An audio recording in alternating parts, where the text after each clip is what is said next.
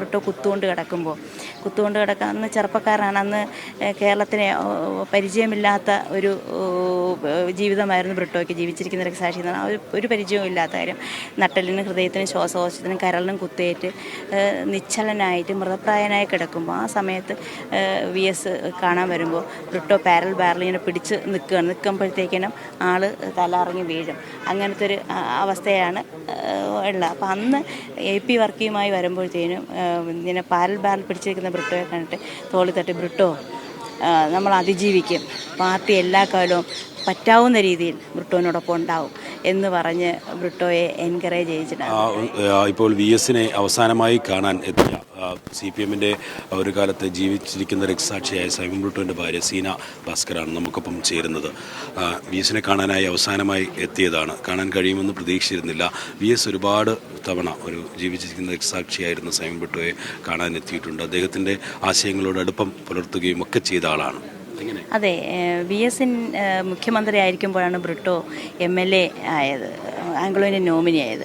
അപ്പോൾ തന്നെ VSുമായിട്ട് നല്ലൊരു അടുപ്പം ബ്രിട്ടോയ്ക്കുണ്ടായിരുന്നു. VSൻ്റെ മണ്ഡലത്തിലെ ചെറിയ ചെറിയ റോഡുകൾ, ആ റോഡുകൾ ഉണ്ടാക്കാൻ പിന്നെ ഫണ്ട്, ബ്രിട്ടോൻ്റെ ഫണ്ടെന്ന് പറയുമ്പോൾ ഓൾ കേരളയാണ്. അതിന് വേണമെങ്കിൽ VSൻ്റെ PA വിട്ടിട്ട് എഴുതി കൊടുക്കുക, നോട്ട് എഴുതി കൊടുക്കുക, അങ്ങനെയല്ല. VS ബ്രിട്ടോയുടെ അടുത്തുകൊണ്ട് ബ്രിട്ടോ ആരോഗ്യമൊക്കെ എങ്ങനെയുണ്ടെന്ന് ചോദിച്ചിട്ട് എനിക്കൊരു സഹായം ചെയ്യണം. അയ്യോ എന്താ, അപ്പോൾ ബ്രിട്ടോ അങ്ങ് അസ്തപ്രജ്ഞനാണ്, എന്നോട് എന്താ സഹായം, അപ്പോൾ ഇങ്ങനെ അയ്യോ അത്രയേ ഉള്ളൂ എന്ന് വെച്ചിട്ട് അത് വളരെ കൃത്യമായിട്ട് ബ്രിട്ടോയെ ഏൽപ്പിച്ച ചുമതല ചെയ്തു, റോഡുകളൊക്കെ ചെയ്തു. അങ്ങനെ ഭയങ്കര അടുപ്പമായിരുന്നു. പിന്നെ ബ്രിട്ടോ കുത്തുകൊണ്ട് കിടക്കാൻ അന്ന് ചെറുപ്പക്കാരാണ്. അന്ന് കേരളത്തിന് പരിചയമില്ലാത്ത ഒരു ജീവിതമായിരുന്നു ബ്രിട്ടോയ്ക്ക്. ജീവിച്ചിരിക്കുന്ന രക്തസാക്ഷി എന്ന് പറഞ്ഞാൽ ഒരു പരിചയവും ഇല്ലാത്ത കാര്യം. നട്ടലിനും ഹൃദയത്തിനും ശ്വാസകോശത്തിനും കരളിനും കുത്തേറ്റ് നിശ്ചലനായിട്ട് മൃതപ്രായനായി കിടക്കുമ്പോൾ ആ സമയത്ത് VS കാണാൻ വരുമ്പോൾ ബ്രിട്ടോ ബാരലിങ്ങനെ പിടിച്ച് നിൽക്കുമ്പോഴത്തേക്കിനും ആൾ തലറങ്ങി വീഴും. അങ്ങനത്തെ ഒരു അവസ്ഥയാണ് ഉള്ളത്. അപ്പം അന്ന് AP വർക്കിയുമായി വരുമ്പോഴത്തേനും ഇങ്ങനെ ബാരൽ പിടിച്ചിരിക്കുന്ന ബ്രിട്ടോയെ കണ്ടിട്ട് തോളി തട്ടി, ബ്രിട്ടോ നമ്മൾ അതിജീവിക്കും, പാർട്ടി എല്ലാ കാലവും പറ്റാവുന്ന രീതിയിൽ ബ്രിട്ടോനോടൊപ്പം ഉണ്ടാവും എന്ന് പറഞ്ഞ് ബ്രിട്ടോയെ എൻകറേജ് ചെയ്യിച്ചിട്ട് ബ്രിട്ടോയെ VS മാത്രമല്ല, ഓൾ ഇന്ത്യ ലെവലിൽ എല്ലാ നേതാക്കന്മാരും, PMS ആയാലും VTR, ഹർകിഷൻ സിംഗ് സുർജി അടക്കം എല്ലാ നേതാക്കന്മാരും വന്നു. പക്ഷേ പിന്നെ VS വന്ന് അന്ന് ഇത്രയും ശക്തി കൊടുത്തു. ആ ഒരു ശക്തി ആയിരിക്കണം പിന്നെ 2006 VSൻ്റെ മന്ത്രിസഭയിൽ ബ്രിട്ടോയ്ക്ക് MLA ആയിട്ട് പ്രവർത്തിക്കാൻ കഴിഞ്ഞത്. ഈ ഒരുപാട് പോരാട്ടങ്ങൾ നയിക്കുമ്പോഴും സൈമൺ ബ്രിട്ടോയെ VSനെ പോലെ തന്നെ ഒരു പാർട്ടിയിലെ ചില കലഹങ്ങൾ കൂടി, പ്രശ്നങ്ങളിൽ, പ്രത്യയശാസ്ത്ര പ്രശ്നങ്ങളിൽ ഉൾപ്പെടെ കലഹങ്ങൾ ഉണ്ടാക്കാറുണ്ട്. അതിലൊക്കെ എങ്ങനെയായിരുന്നു ഒരു VSൻ്റെ സ്വാധീനത്തെ നോക്കിക്കണ്ടത്? കലഹങ്ങളൊന്നുമല്ല, ജനങ്ങളുടെ പ്രശ്നങ്ങൾ ഏറ്റെടുത്ത് ജനങ്ങൾക്ക് തൃപ്തികരമായ കാര്യങ്ങൾ ചെയ്യുക, അതേ ഉള്ളൂ. അത് കലഹമായിട്ടൊന്നും കാണുന്നത്, അതാണ് കമ്മ്യൂണിസ്റ്റ് രീതി. അത് നമുക്ക് അറിയില്ല. AKG അങ്ങനെയായിരുന്നില്ലേ? AKG പിന്നെ ഹിമാചൽ പ്രദേശിൽ ആപ്പിൾ കർഷകരുടെ ഇടയിൽ നിൽക്കുമ്പോഴാണ് അമരാവതി സമരം അറിയുന്നത്.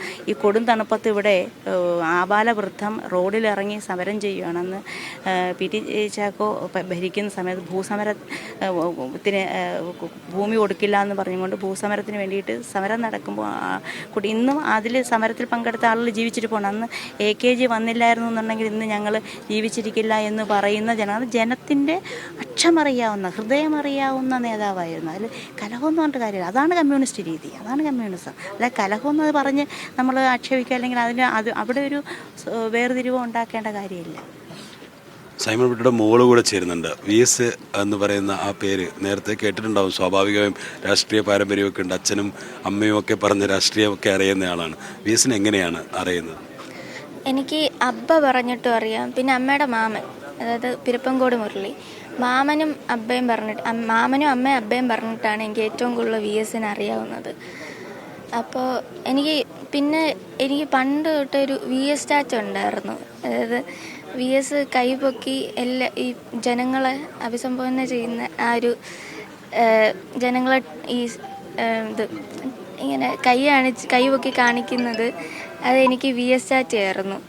അപ്പോൾ ഞാൻ എവിടെ പോയാലും ഒരു 2-3 വയസ്സ് വരെ ഞാൻ എവിടെ പോയാലും VS സ്റ്റാറ്റായിരുന്നു.